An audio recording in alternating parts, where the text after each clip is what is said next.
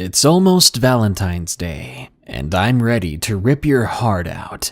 This is Darkness Prevails, the best place to share your creepy true stories with the world, because this world is a strange one. The end of days is coming, February 14th, the day men forget things and their lives come to an end, the day women's hopes and dreams are crushed, because, like I said, men forget things. So to really get you into the loving mood, I have some allegedly true stories of creepy Valentine's Day encounters. Real quick, here are my favorite early comments from my previous full video.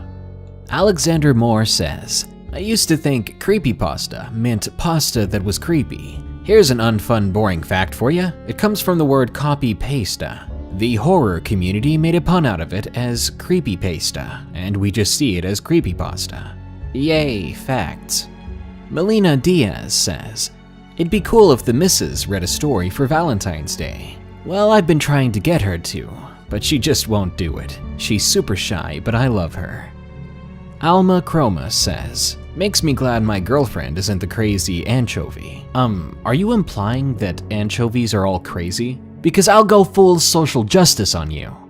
Joel says, what's your favorite color? That's easy. The color of grassy fields, the leaves on trees, and my bathroom, green. And Soul Scythe says, I hate when you gotta sneeze but you can't, and it stings. Well, that's a wrap, people. We just heard the scariest story on the planet Earth. For real though, I hate it when my sneezes don't come in threes. They usually do, but then I get that twosome, and it really makes me angry. Now, let's move on to these stories. Before I ask you, will you be my Valentine? Number 1. My Valentine's Day Horror Story. Submitted by We Are One Forever. It was a year ago, on my birthday, which is the same day as Valentine's Day. I live in a small village near a bigger town, where everyone knows each other, and almost no crimes ever happen there. Maybe a small robbery here and there, but that's it. So it was February 14th, my birthday, and I was hanging out with my two best friends, Kate and Peter. I was turning 13 that year, so that made me the oldest out of the three of us. We were watching scary movies, eating popcorn, and just enjoying our time together. You see, the room we were in, it was sort of underground, but the windows were still there, so you could see what's happening outside. It was already pretty dark by then, at 5:30 p.m. My parents weren't home at the time, so I thought, what if we drank a little? It was my birthday after all. Peter wasn't in the mood, so it was just me and Kate. We felt so cool then. I don't remember how many drinks we had, but I was already feeling kind of weird, and we decided to stop. We were only kids after all. A while later, the time was about 7:46, strange things started to happen. First, there was a knocking on the windows. We were sitting, our backs facing them, so it was surprising, annoying, and a little creepy to suddenly turn around to see who or what was knocking on the windows. I thought it may have been my grandma's cat messing with something outside, but I didn't see him, so I wasn't sure what it was. A while later, the knocking stopped. We didn't think much about it, since the house is near a forest. At this time, it could have been some animal. After a bit more drinking, the knocking resumed. Now, it was especially loud. We were getting even more scared. Kate suggested that we go investigate it to be sure what it was. Are you crazy? Peter said to us. What if it's a psycho? Don't be such a wimp. Kate replied. I was scared too. Maybe we shouldn't go. It's probably just an animal, I said to them, and we continued watching our movies. I'd like to note here that it made me more creeped out that Peter, who hadn't been drinking at all, was also hearing these knocks. For a while, nothing else happened besides the knocking. I don't remember what I was doing, but at one point I looked back at the window, and what I saw I still remember to this day. It was a man. He was peering down and looking into the window. He would have to be laying on the ground to see inside, but there he was. It looked as if he was doing just that. I looked back at him, and when I saw his eyes staring back into mine, I screamed. He just continued looking at us, like I haven't noticed him staring. I was so frightened, but Kate and Peter seemed so calm. Kate asked me quietly, "Is the door locked?" I said, I don't know. There are 3 doors in this house, and I had to go lock them all. I told Kate to call my parents while I did that, and ask them what we should do. We were children. We had no idea what we were supposed to do in this situation. The man just kept staring through the window, not caring that we knew he was there. At one point, because he didn't really move, we thought that maybe he wasn't alive. My parents said that they were on their way home, and my father told me to stay together and stay safe. We all sat on the sofa together, watching and waiting. My parents were about a 20-minute ride away from our house. It was after 10 minutes when we realized the man was gone. He was no longer lying down and peeking inside at us. No, we were beyond terrified still. I called my dad and he told us that they would be home very soon and that the police were on their way as well. About 2 minutes later, we started to hear sounds coming from upstairs. And what happened after that moment, it was a blur. I remember Kate started sobbing and Peter was holding on to us tight. The man was in the house, and it sounded like he was walking around with heavy metal boots. We could hear his every step, and he sounded like he weighed a ton. He just walked about the house. I tried to tell myself that it wasn't happening, that we were going to be fine, and that my dad would be here soon with the police to protect us. But one side of my brain kept telling me that this man was dangerous, that he was going to take us or end us. That's when we heard police cars pulling up, and we were more than relieved. I cried with happiness. The man who was still on the floor above us sounded like he took off at a sprint. I know my house very well, and I could tell by the sound and location that he was entering the kitchen, which was right above us. A police officer entered our home and took us outside. Not long afterwards, we saw the man. They found him hiding behind the kitchen counter. He hadn't tried to leave. He had tried to stay and not be found. He looked poor, sick.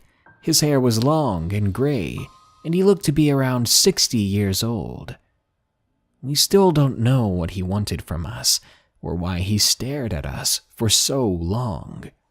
Me and my friends still remember this event, and we never stay home alone at my house without locking each and every door. Maybe it is better to have a date ready on Valentine's Day, because at least you can be out in the public, around other people at a restaurant or something, and not home alone, waiting for some creeper to come watch you through the window. Number 2. Bad Bear, submitted by Crimson Grin. Who remembers Teddy Ruxpin? You know, that animatronic teddy bear that would read bedtime stories via a cassette deck in its back and 8 D-cell batteries like Doritos. Well, my story is about one such toy. If you ask people from the 80s generation about him, you'll get mixed reactions. Some adored Teddy Ruxpin, while others loathed him, called him creepy. Me, well, I got to experience Teddy Ruxpin in both lights. I was 6 years old, and all I wanted for Christmas was that bear. Unfortunately, he was a popular buy, and my mom missed out on his purchase. I ended up with a remote-controlled car and a demeanor that screamed disappointment.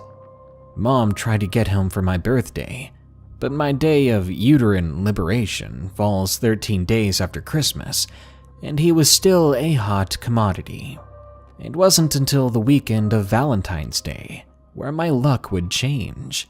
You see, for Valentine's Day, my babysitter had a bad breakup with her boyfriend, and she began to get rid of all the things he had purchased for her. She let my mom in on the fact she had a ruckspin, and ended up just giving it to her. You could probably guess by now that my eyes lit up like a proverbial Christmas tree when I saw that bear sitting on the couch on Valentine's Day when I came home from school.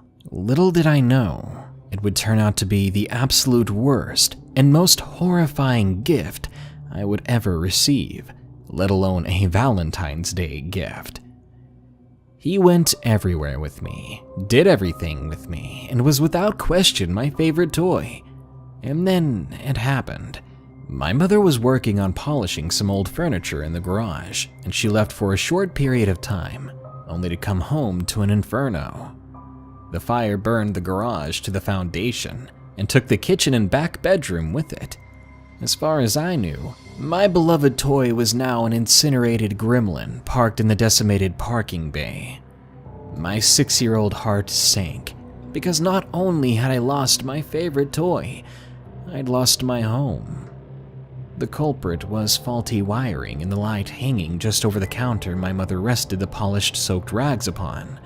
The bulb had apparently popped, and proceeded to set the rags ablaze. Fast forward 7 years. I was 13, and my grandmother was having an attic sale. I was helping move things to the front yard when my uncle lugged a heavy metal military-style footlocker down the attic steps. He lost his grip, and it careened downward, crashing hard upon the landing. Thankfully, though, nobody was hurt. That thing weighed well over 100 pounds, and had it hit someone, it would have severely injured, if not completely ended the life of someone if they had been in the way. My mom came in to inspect the commotion, and her jaw dropped when she saw the trunk.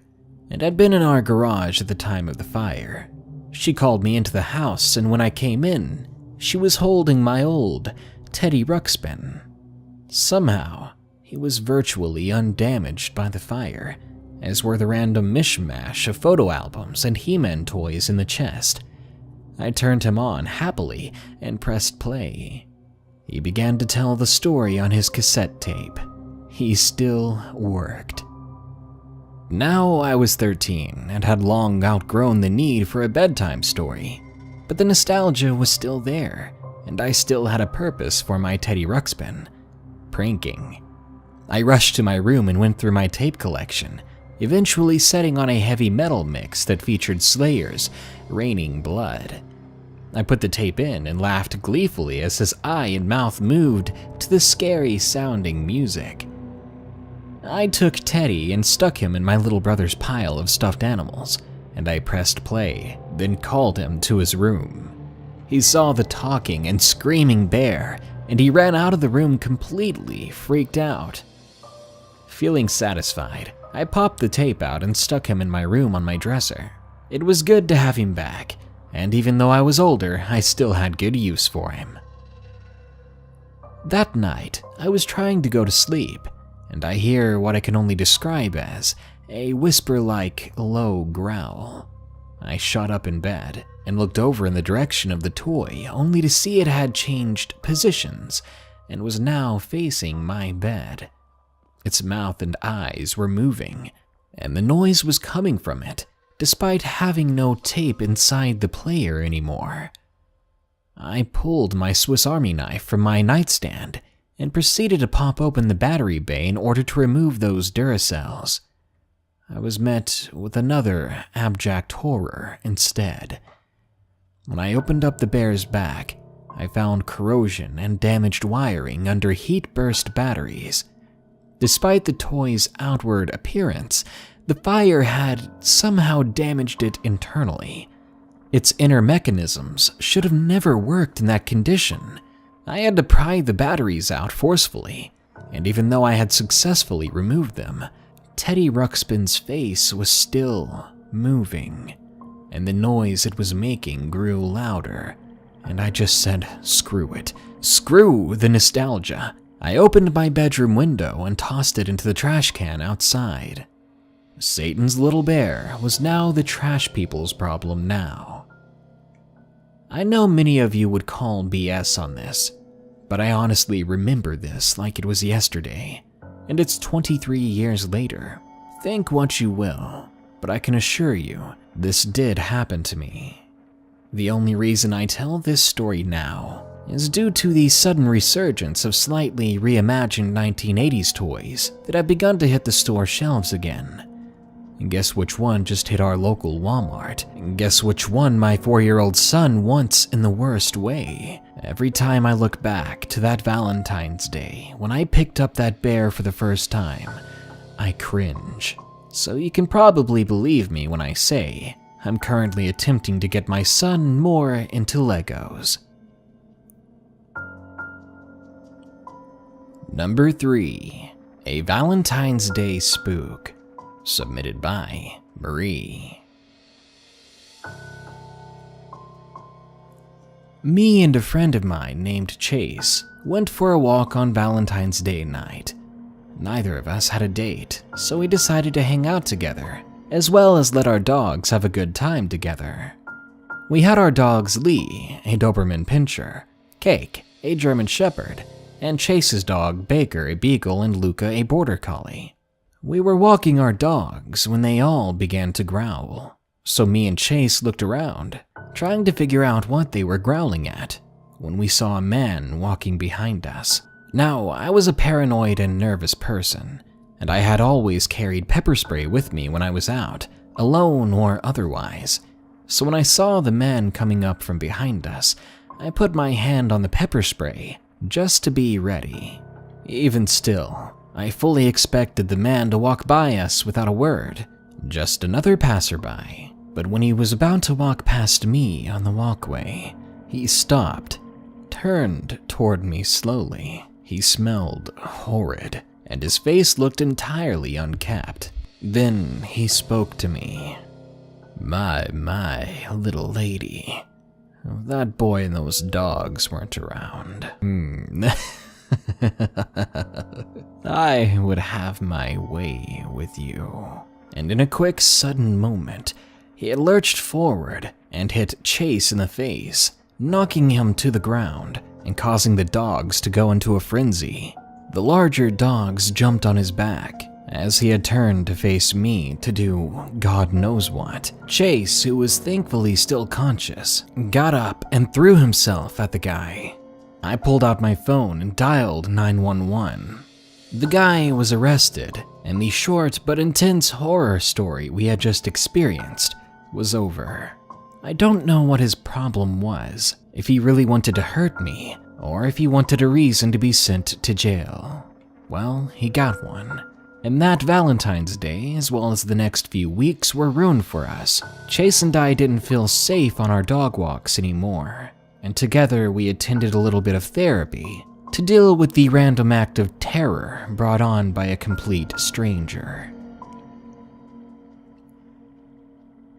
Number 4. I thought I was alone on Valentine's Day. Submitted by Judge Greg. On Valentine's Day of 2014, I was single, and in a point in my life where I thought I'd stay single forever. I never thought I'd say this, but now I would have rather stayed alone. That day, a few hours after school, I sank into the couch watching reruns on Nickelodeon, while my mom and dad got ready to go out for a reservation they had at an overpriced restaurant. They gave me the usual shtick before they left. They said not to answer the door for anyone, not to order pizza as there was food in the fridge already, and to keep my cell phone charged with the ringtone fully on. Them checking up on me was common, and I wasn't really in the mood that night for them to get home and chew me out because I hadn't been responding to their check-in texts. Soon enough, they were gone, ready for their fun evening, and I was ready to fight off depression with some fairly odd parents. Only a few minutes after they left, the doorbell suddenly rang. I was in the living room, so the front door was a meager 5 or so yards away from me. The fact that it was nighttime, hearing someone at the door was strange and unsettling. I proceeded to ignore it though, and turned up the volume on the TV. Whoever was outside rang another 2 times, seemingly not getting the hint that if someone was home, they weren't going to answer their door tonight. Instead of giving up though, they did something that immediately made me mute the television. They tried the doorknob. I heard them rattle it, checking to see if it was locked. But part of me was horrified that it might not have been. It was, and the person seemingly walked away. There was no more rattling at the door. What in the world, I thought. Why would someone try to get inside the front door? Can they not hear that I'm in here? If they did know and they wanted to get inside anyway, what were they trying to do? What would they have done if they did get in? I was praying that was the end of it, but I was terribly wrong. Maybe 20 minutes passed by before I heard a sudden horrid sound from the kitchen. The sound of glass shattering and scattering upon the floor. Someone had broken in our home. Better yet, the kitchen and living room were only separated by a small walkway. The first destination for this intruder would have to be the living room, where I was sitting, dumbfounded and afraid. What would you do in this situation?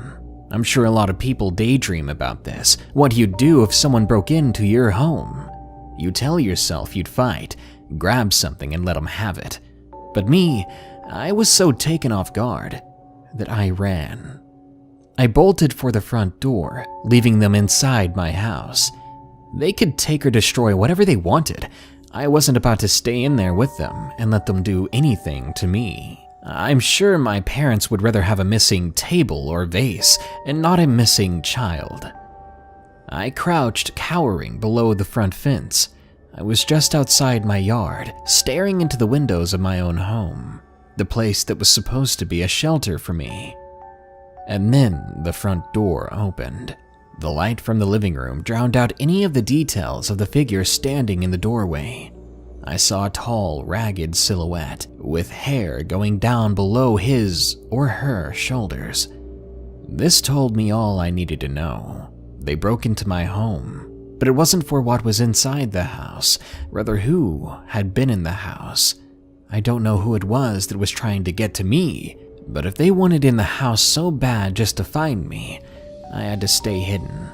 Sooner or later, though, he would find me. He began to search the yard, looking for any sign of where I'd been. I turned slowly, looking towards the neighbor's house. They were awake, but I wasn't sure if they were still home. They always kept their cars in the garage, and their porch lights were always on day or night. It would be a gamble. If they were home, I'd be saved. But if they weren't, this stranger would get me. I felt tears rolling down my face. I'd never dreamed I'd be in a situation like this, on Valentine's Day nonetheless. And to think I was starting to miss being alone for that day. I counted down in my head, eyes squeezed shut tightly. 3, 2, 1. I ran as hard as I could, feet slamming against asphalt. Pain shot through me when the occasional stray pebble buried itself into my heel, but I ignored it. I pushed forward. It wasn't long until I could hear the stranger behind me. They were older, taller, and they were gaining on me at a nightmare's speed. Tears were flying past my face as the wind pried them from my eyes. I realized I'd closed them when I started running. I opened my eyes once more and saw something miraculous. My neighbor taking out his trash. He had just opened his front door, trash bag in hand. He looked at me and gave me this bewildered expression. It was over. The footsteps behind me took off in a different direction. I plowed into my neighbor, forcing my way behind him. All the while he kept asking me what kind of game I was playing with my friend. I called my parents with my neighbor's ancient landline, and soon they were home and with the police. Unfortunately, I had no details of the stranger, but perhaps it was for the better that I never got close enough to them to get any details. I don't know who they were, but thinking about what they were planning to do if they got a hold of me, that scares the ever-loving crap out of me. And number 5, chocolate, submitted by Grim Tail Brothers. I hate Valentine's Day. My girlfriend loved it though. She always tried to convince me it was the best holiday of the year. I firmly disagreed. I was finishing up working at my new job and was clocking out. My girlfriend texted me. Now, this was odd. We usually had a ritual. It was basic, but after work, I would go to her house where she would have the food and the movie ready for us. Being one of those weird couples, you know, the couples that do everything together. Her text read, "Come home, I need you here." I then texted back asking if everything was okay. There was no reply. I quickly jumped into my car. Worried, I noticed I was driving well over the speed limit.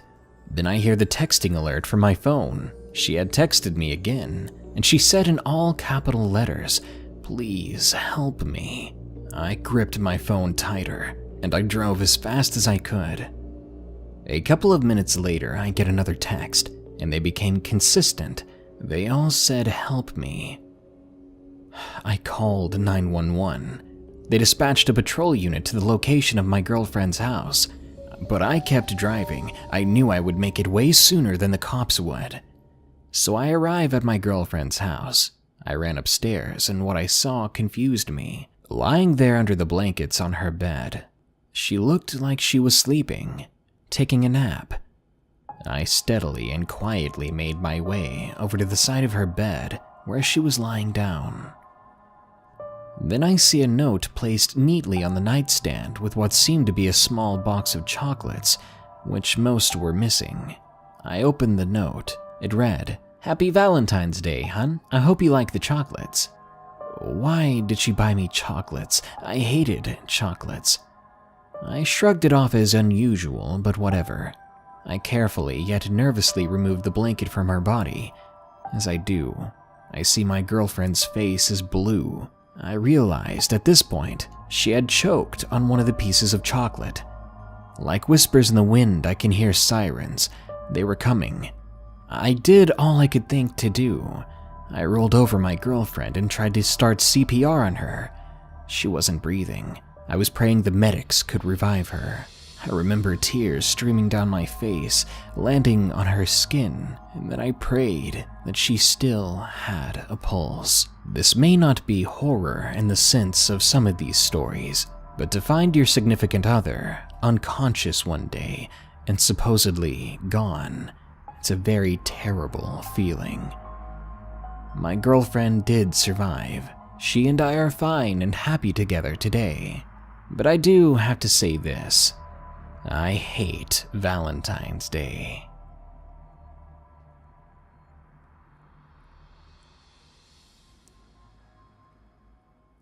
Hey guys, Darkness Prevails here, and I'm with my wife today. Hey everyone, we wanted to wish you a fun and safe Valentine's Day. That's right. It's usually all fear and jeers here on the Darkness Prevails YouTube channel. Yet as with any holiday, it should be about spending time with the ones you love, staying warm, staying safe. So you all go on and have a great time. My wife and I will be feasting on chocolates instead of flesh for a moment. Good night.